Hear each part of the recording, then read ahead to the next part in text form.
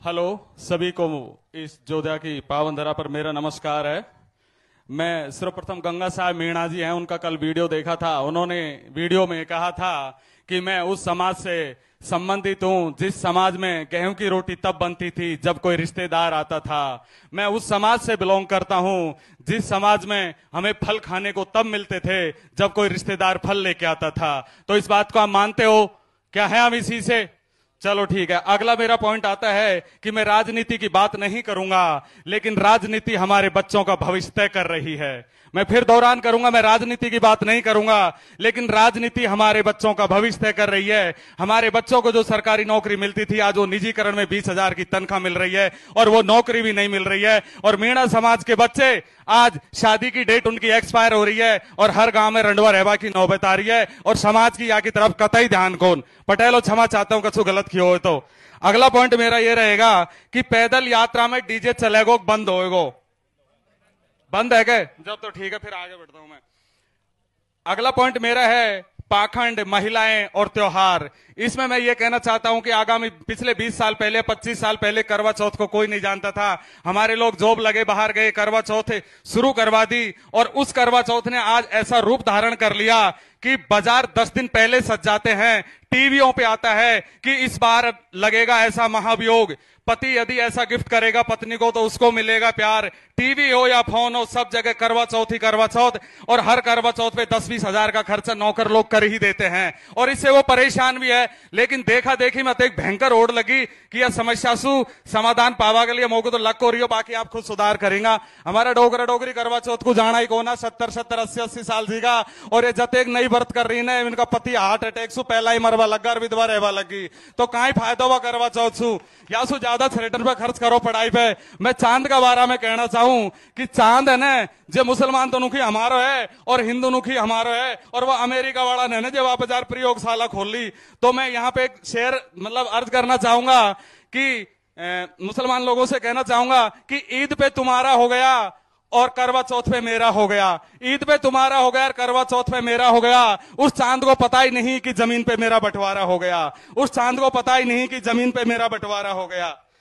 इससे आगे मैं बढ़ता हूं, निजीकरण, नौकरी और जमीन। आगामी टाइम में ऐसा हो रहा है कि आज हमारे बच्चे हैं, आज हमारी युवा पीढ़ी है, वो नौकरी कर रही है, उसमें हम भी हैं। माना कि हमारी 1 लाख रुपए तनख्वाह, किसी की 1.5 लाख है, औसतन पे हम 1 लाख रुपए पे आ जाते हैं। लेकिन निजीकरण वाले ठेकेदार सरकारों से मिलकर ऐसे सक्रिय हो गए हैं, सरकारों पर दबाव बनाकर उन्होंने ऐसे ऐसे कानून पास करवा लिए हैं कि अब जो भी कानून आ रहा है वो निजीकरण और कॉर्पोरेट जगत के फैसले मान्य हो रहे हैं और हमारे मान्य नहीं हो रहे। हमारे बच्चे रंडवे रहने की नौबत में नौकरी नहीं मिलेगी तो 20,000 की ठेकेदार की नौकरी होगी।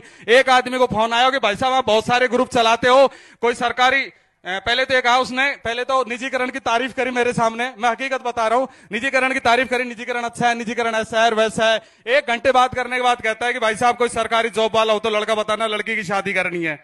अरे मैं उससे ये कहना चाहता हूं 1 घंटे तुमने निजीकरण की तारीफ करी है तो निजीकरण के ठेकेदार के नीचे जो बच्चे काम कर रहे हैं उनके अपनी बेटी को क्यों नहीं देना चाहते? तुम्हें दामाद तो सरकारी चाहिए और तुम निजीकरण वाली सरकारों को और निजीकरण वाली पॉलिसियों को सपोर्ट कर रहे हो। तो ये हमारे समाज के लिए बहुत घातक साबित होगा। इससे हमारी समाज की बहुत बड़ी आय पर कॉर्पोरेट जगत का कब्जा हो जाएगा और समाज बहुत गरीबी की ओर धकेला जाएगा। इसमें यह होता है कि माना कि एक गांव में 20 आदमी नौकरी करते हैं, 20 लाख रुपए की तनख्वाह आती है, लेकिन जब निजीकरण में 20 से 25 हजार रुपए की तनख्वाह मिलती है तो एक आदमी की जो 80,000 रुपए की कटौती होती है वो ठेकेदार के पास जाती है, निजीकरण वाला, और वही ठेकेदार देर सवेर सरकार से मिलकर हमारी जमीन खरीद लेता है। हमारे पैसे की कटौती हुई और उसी पैसे से हमारी जमीन खरीद ली। तो पहले तो हमारी नौकरियों में कटौती हुई और फिर हमारी जमीन चली गई। तो इस समस्या पे भी हमें धीरे धीरे गौर करना होगा। और ये पटेलों से निवेदन है जो निजीकरण को नहीं समझ पा रहे, वैसे छरेट रंडवा रह रहा है जब निजीकरण सबन को समझ में आ रहे पण कहीं और समझ में आ जाएगा। जिनका छरेट नौकरी कर रहा है रेलवे में ना, उनको अच्छी तरह पता है कि खुद वो 1 लाख तनख्वाह लेते हैं, लेकिन सामने ठेकेदार का जो आदमी है ना वो 15,000 रुपए में दिन भर रौड़ी समेटता है पटरियों पर और वो घर पे फोन करके बताए अपनी मम्मी पापा को कि निजीकरण ये चीज है और इससे फिर आगामी टाइम के लिए रणनीति बनाई जाए और इस पे भी एक महापंचायत की जाए। अगली बार मैं कहना चाहूंगा देवी देवता और आय के स्रोत, 1947 से पहले भी देवी देवता थे और आज भी देवी देवता हैं। तो मैं ये कहना चाहता हूं, देवी देवता एक आस्था का प्रतीक है, उसमें घर में माने। देवी देवताओं को और आस्था को ज्यादा मानने से आपकी इनकम नहीं बढ़ सकती। आपकी इनकम तो आपकी खेती बाड़ी से और जो आपकी नौकरियां हैं उनसे ही बढ़ेगी, और उन पे यदि कोई कॉर्पोरेट जगत कब्जा कर रहा है तो आपकी आय बहुत ज्यादा घट जाएगी। आज आपका बच्चा सरकारी नौकरी करता है तो 2.5 लाख रुपए 1 लाख रुपए तनख्वाह, 50 लाख रुपए का वो लोन ले लेता है और डायरेक्ट 2 मंजिल की 3 मंजिल की कोठी खड़ी कर देता है। सामने पार्किंग भी बनवाएगा, कार भी उसमें खड़ी करेगा और एसी भी लगवाएगा। लेकिन आने वाली पीढ़ी जब ठेकेदार की नौकरी करेगी तो क्या उसको एक मोटरसाइकिल के लिए भी लोन मिलेगा? है उसको मोटरसाइकिल के लिए भी लोन मिलेगा क्या? तो फिर हम कहां जा रहे हैं? हम दिन रात क्रूरता पे बात कर रहे हो, ठीक है, लेकिन हल्का सा हमको इस और भी है ना जो पॉइंट नोट करना चाहिए। और दूसरी बात कहना चाहता हूं, हमारी बहन बेटियां और नचनियां, हमारी बहन बेटी बड़ी हो जाती है, बचपन में क्या करते हैं, हम उनको व्रत करना सिखा देते हैं। मेरा मेन पॉइंट यहां है कि हमने अपनी बेटियों को भगत सिंह के बारे में नहीं बताया, अंबेडकर के बारे में नहीं बताया, बिरसा फुले के बारे में नहीं बताया कि हमारे महापुरुष कैसे थे। हम अपनी बेटियों को व्रत करना सिखा देते हैं। और आज जो नौकर है ना, जो 3-3 लाख की तनख्वाह ले अपनी छोरी को है ना, जो छोटी छोटी उनको नचावा लगा और उनको वहीं से नचनिया पैदा कर दी। अरे उनको बिरसा मुंडे पढ़ाओ ना, भगत सिंह पढ़ाओ, हिंदू कोड बिल पढ़ाओ कि महिलाओं को किसने अधिकार दिए।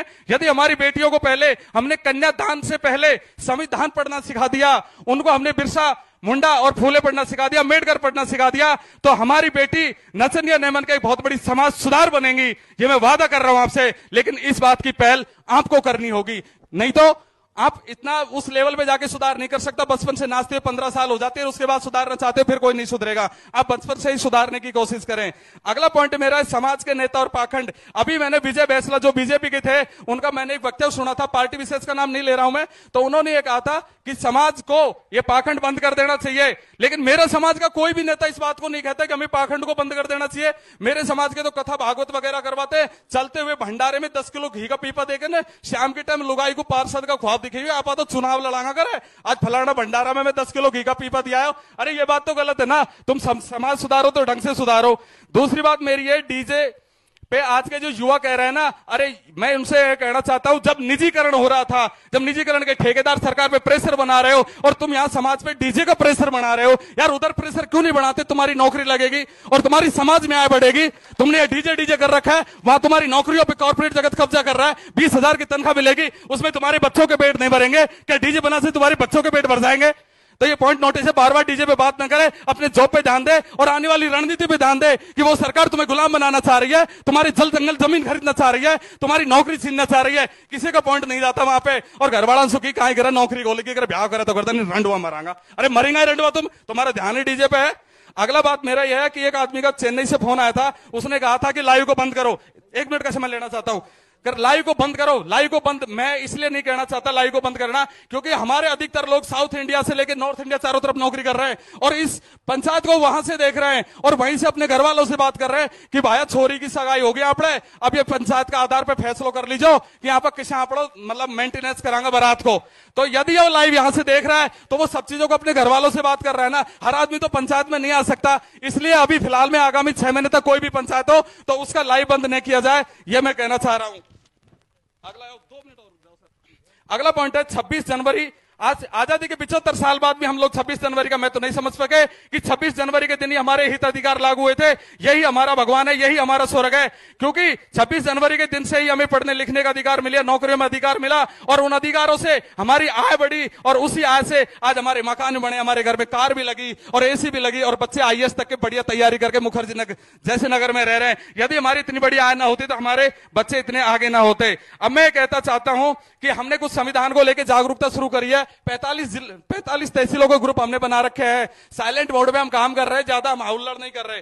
इस मामले में कुछ शुरुआत हमने किया है कि कन्यादान से पहले संविधान। अपनी बेटियों को कन्यादान से पहले आप संविधान पढ़ाओ, बिरसा मुंडे पढ़ाओ, फूले पढ़ाओ। इसलिए यही शुरुआत यहीं से करो और यहीं से इस चीज का प्रण लो कि हम अपनी बेटियों को कैमरे के सामने नचाकर नहीं, उनको अब शिक्षा का ज्ञान देंगे और संविधान का ज्ञान देंगे। हिंदू कोड बिल जिससे उनको सारे अधिकार मिले थे वो समझाइए, बहुत शॉर्ट में कह रहा हूं। अगला मेरा पॉइंट है हर संविधान घर घर संविधान। इस पॉइंट के माध्यम से हमारी कोशिश रहेगी कि हम अपने जनप्रतिनिधि को, अपने पटेल को, अपनी पंचायतों में सब जगह संविधान की बुक देंगे और इस जात परमेश्वरी गंगा को जिम्मेदारी देंगे, क्योंकि हम तो बाहर रहते हैं, गांव में ये रहते हैं कि ये संभाले और संविधान की जानकारी लेके अपने गांव में लागू करवाएं और संविधान के प्रति सब लोगों को जागरूक करें। दूसरी बात मैं कहूंगा, जन्मदिन एक कुरीति के रूप में पनप रही है, लेकिन हम उसको सकारात्मक रूप में यदि देख सकते हैं तो अपने बर्थडे पर आप केक मत कटवाइए। अभी कटकड़ में कहीं एक पंचायत हुई थी, सो मीणा समाज का बीजेपी का था शायद, उसने अपने जन्मदिन पे सब लोगों को बुलाया लेकिन केक नहीं काटा और समाज को एक अच्छा संदेश दिया था। टिप्पर लोगों को भी उसने चैलेंज कर दिया था।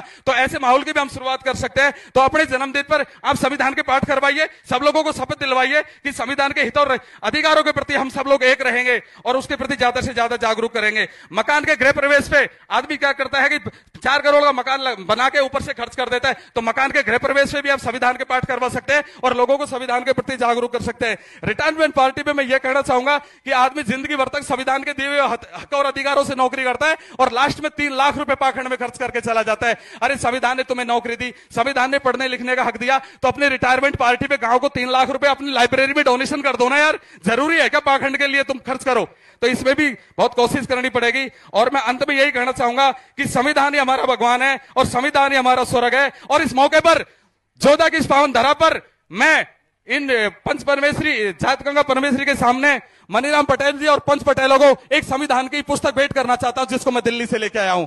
तो प्लीज आप 5 आदमी खड़े होइए और मेरी इस भेंट को स्वीकार करिए। अध्यक्ष साहब के साथ में अध्यक्ष साहब आप आइए और भेंट को स्वीकार करिए।